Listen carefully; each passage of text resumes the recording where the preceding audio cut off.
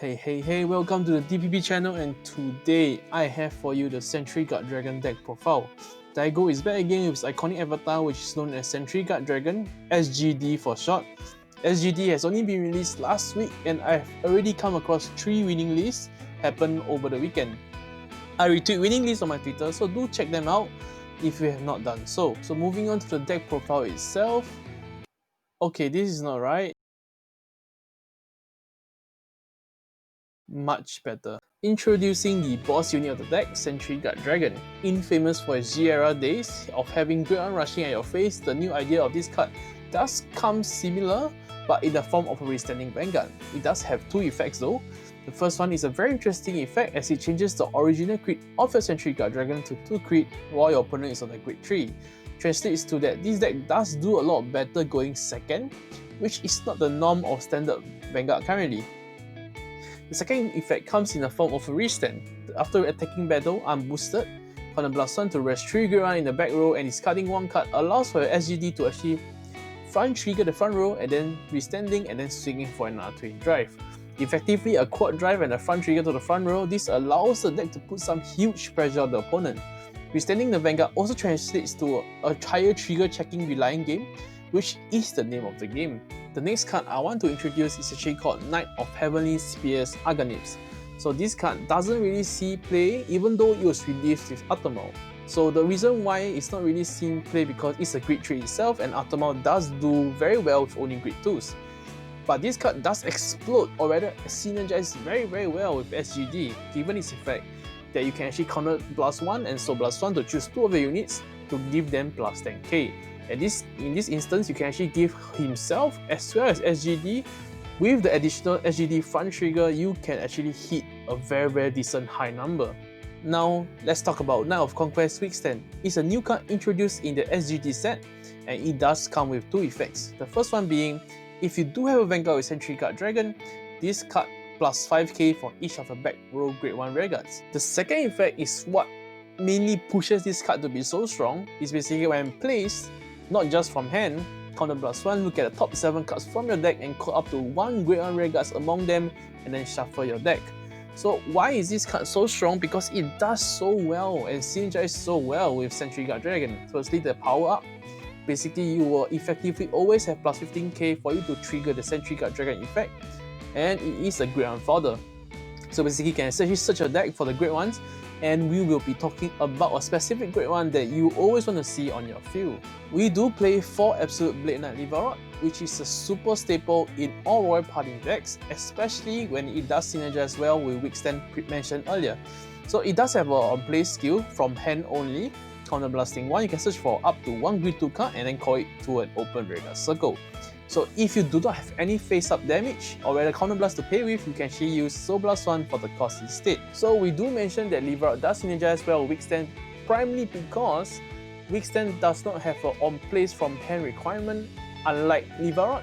So you can actually search it out from the deck and place it onto an open rearguard circle, and you are able to proc their Weak Stand top 7 search, allowing you to actually dig further to the deck. To sum it up, for the grade 2, we do run only 1 copy of Great Sage Baron. So this card does synergize well with Sentry Guard Dragon amazingly because of the effect. So the effect of Baron is when your other unit attacks, you can have that card plus 5k until end of the battle. And if that unit does get plus 5k and it's a grade 3 or grade 2, in this case Sentry Guard Dragon, you can actually counter blast 1, retiring this unit, and this card, or rather Sentry Guard Dragon, gets a critical until end of turn. So simply because of this until end of turn text, the critical does stay with the restand, which will create pressure for your opponent, and especially when this deck does comfortably run 12 criticals. So you will have a very fair chance of actually hitting 3 criticals or more against the opponent, and the opponent will be mostly damage denied or facing a lose. Moving to the grade 1s, we do actually play the well, you get the idea. Authoritative Knight Belizo. So this card is actually introduced with Weak Stand and Sentry Guard Dragon himself. So it does have on-play skill on the Vanguard circle, which is look at the top 7 cards from your deck and reveal up to 1 of the Sentry Guard Dragon or the Weak Stand among them and put it to your hand. So it's basically a Nis clone, but the second effect is what makes it so strong in this deck. So when your Vanguard with Sentry Guard Dragon does attack, and that unit does plus 10,000 power, so it's essentially a free force marker for Sentry Guard Dragon. And if you do not have any face-up damage in that battle, you are able to counter charge 1. With the counter charge ability, you are able to play around your counter blast more effectively, and especially the synergy with Baron, which is actually counter blast 1 to give your Sentry Guard Dragon a critical hit trigger for until end of turn. So Baron can use the skill first, giving the critical buff to the Sentry Guard Dragon and then counter charging 1 with this card, and then you are actually able to pay the cost for the restand after that. Next, we do run Lunar Crescent Knight Flex. So it's actually a card introduced in the Ultimate Trial deck, and it does pretty well in Sentry Guard Dragon. Let me explain. So when it attacks or boosts, you can Soul Blast 1 and return a rear guard in another column to your hand, and this unit plus 5k power until end of battle.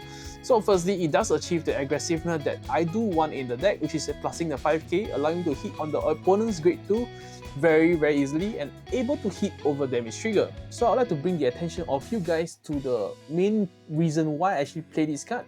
So it's basically for the bounce of your own rear guards.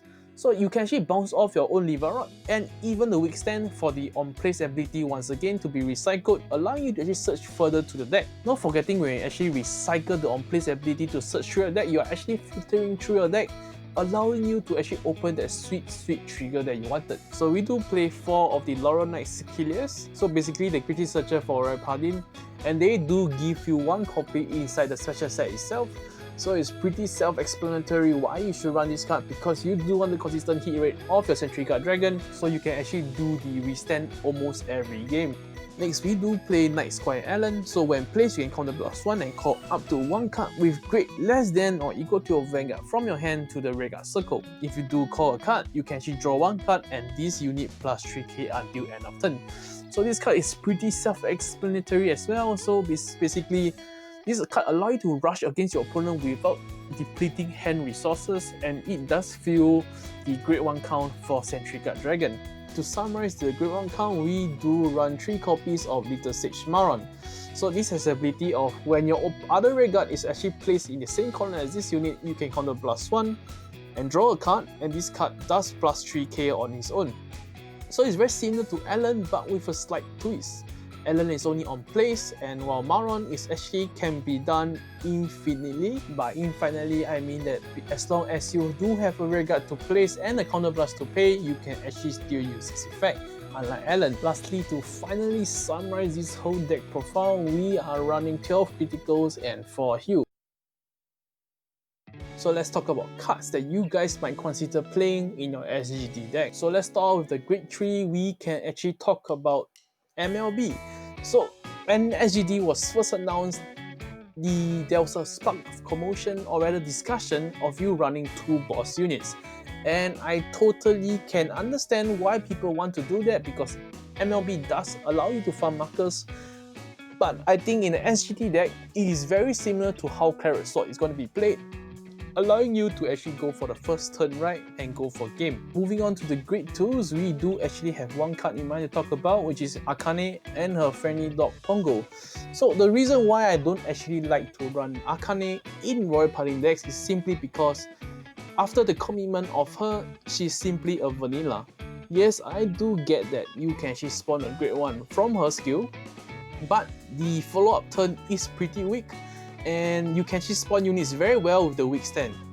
And basically, weak stand is your best replacement, and Lever Rod does find weak stand, so you do get the point. Lastly, for the grade 1s, actually I do only have 1 card to talk about, which is actually the Aggregate Angel. So basically, this card does plus 15k if you do have 6 units on the field, and it does synergize rather well on paper with SGD, given that you will have a full field, and this is a great one as well. However, this card does not contribute any form of card draw or any advantage for yourself, and it is a vanilla 20k beater at most of the time. So you do not actually want to greedy for the power, given that SGD will already give your guys power. So this card is definitely some card you can consider, but I won't really recommend it. Lastly, one can consider to play the Draw Kanzen, and the Draw Kanzen does allow you to actually play for a longer game as compared to playing to a 12 critical deck.